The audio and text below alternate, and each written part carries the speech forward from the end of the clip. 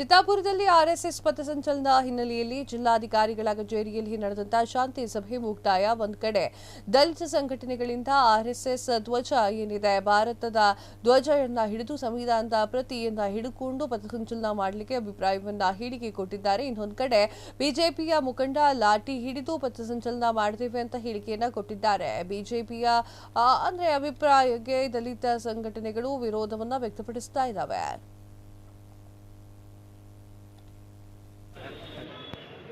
ಇವತ್ತಿನ ದಿವಸ ಜಿಲ್ಲಾ ಆಡಳಿತದಲ್ಲಿ ಶಾಂತಿ ಸಭೆ ಜಿಲ್ಲಾ ಆಡಳಿತದಲ್ಲಿ ಏನು ಶಾಂತಿ ಸಭೆಯನ್ನು ಸಭೆಯಲ್ಲಿ ಎಲ್ಲ ಸಂಘಟನೆಯ ಮಾತುಗಳನ್ನು ಕೇಳಿ ಪ್ರತಿಯೊಬ್ಬರು ಬೇರೆ ಬೇರೆ ಟೈಮಲ್ಲಿ ನಿಗದಿಸ್ತಿದ ಅಂತ ಕೇಳಿದರು.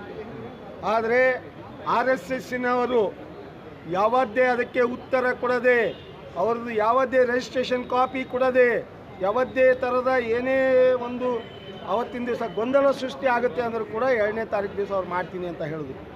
ಆದರೆ ನಾವು ಭೀಮ್ ಆರ್ಮಿ ಭಾರತ ಏಕತಾ ಮಿಷನ್ ಒಂದೇ ಹೇಳಿದ್ದು, ಅವ್ರು ಯಾವತ್ತೂ RSSದವರು ಪಥಸಂಚಲನೆ ಮಾಡ್ತಾರೋ ಅವತ್ತೇ ನಾವು ಕೂಡ ಚಿತ್ತಾಪುರದಲ್ಲಿ ಭೀಮ್ ಆರ್ಮಿಯವರು ಪಥಸಂಚಲನೆ ಕಾರ್ಯಕ್ರಮ ಮಾಡ್ತೀವಿ. ಹೀಗಾಗಿ ಅವರ ಹತ್ರ ನಾವೇನು ಹೇಳ್ತಾ ಇದ್ದೀವಿ, ಅವ್ರಿಗೆ ಪಥಸಂಚಲನೆ ಕಾರ್ಯಕ್ರಮ ನಡ್ಸೋಕ್ಕೆ ಬೇಡ ಅಂತ ಇಲ್ಲ.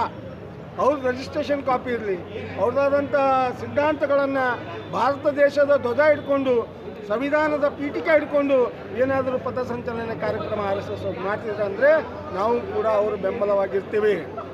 ಅವರು ಭಗವಾ ಝಂಡಾನ ಹಿಡ್ಕೊಂಡ್ಬಿಟ್ಟು ನಾನು ಚಿತ್ತಾಪುರದಲ್ಲಿ ಮಾಡ್ತೀನಿ ಅನ್ನೋಂಥ ಮಾತಾಡಿದ್ರೆ ಭೀಮ್ ಆರ್ಮಿ ಅದಕ್ಕೆ ಖಂಡಿಸುತ್ತೆ. ಅವ್ರ ಜೊತೆಗೆ ನಾವು ಸೇರೋದಿಲ್ಲ, ಅವ್ರ ವಿರುದ್ಧವಾಗಿ ನಾವು ಪಥಸಂಚಲನೆ ಕಾರ್ಯಕ್ರಮ ಮಾಡ್ತೀವಿ ಅಂತ ಈ ಮೀಟಿಂಗ್ನಲ್ಲಿ ಹೇಳಿದ್ದೀವಿ. ಯಾವುದೇ ಥರದ ಆದೇಶ ಇದ್ದರೂ ಕೂಡ ನಾವು ಪಥಸಂಚಲನೆ ಕಾರ್ಯಕ್ರಮ ಅವರು ನಡೆಸೋ ದಿವಸನೇ ನಡೆಸ್ತೀವಿ. ನಮ್ಮ ರಾಷ್ಟ್ರೀಯ ನಾಯಕ ಚಂದ್ರಶೇಖರ್ ಆಜಾದ್ ಅವರು ಕೂಡ ಅವತ್ತಿನ ದಿವಸ ಬರ್ತಾರೆ. ಇದನ್ನು ನಾವು ಹೇಳೋಕ್ಕೆ ಇಷ್ಟಪಡ್ತಿದ್ದೀವಿ. ಕರ್ನಾಟಕ ರಾಜ್ಯದಂಥ ನಮ್ಮ ಜನ, ಭೀಮನ ಜನ, ಎಲ್ಲ ನಮ್ಮ SC ST OBC ಮೈನಾರಿಟಿ ಜನ ಏನು ಬಾಬಾ ಸಾಹೇಬರ ಸಂವಿಧಾನಕ್ಕೆ ಮೆಚ್ಚಿತ್ತೋ ಅವರೆಲ್ಲರೂ ಕೂಡ ಅವತ್ತಿನ ದಿವಸ ಚಿತ್ತಾಪುರದಲ್ಲಿ ಬರ್ತಾರಂತ ನಾನು ಹೇಳೋಕ್ಕೆ ಇಷ್ಟಪಡ್ತಾ ಇದ್ದೀನಿ. ಇವತ್ತಿನ ದಿವಸ ಕ್ಷಣ ಕ್ಷಣದ ಸುದ್ದಿಗಳಿಗಾಗಿ ಫ್ರೀಡಂ ಟಿವಿ ಸಬ್ಸ್ಕ್ರೈಬ್ ಮಾಡಿ, ಲೈಕ್ ಮಾಡಿ ಹಾಗೂ ಫಾಲೋ ಮಾಡಿ. ಹೊಸ ಸುದ್ದಿಗಳ ನೋಟಿಫಿಕೇಶನ್ಗಾಗಿ ಬೆಲ್ ಐಕಾನ್ ಮೇಲೆ ಕ್ಲಿಕ್ ಮಾಡಿ.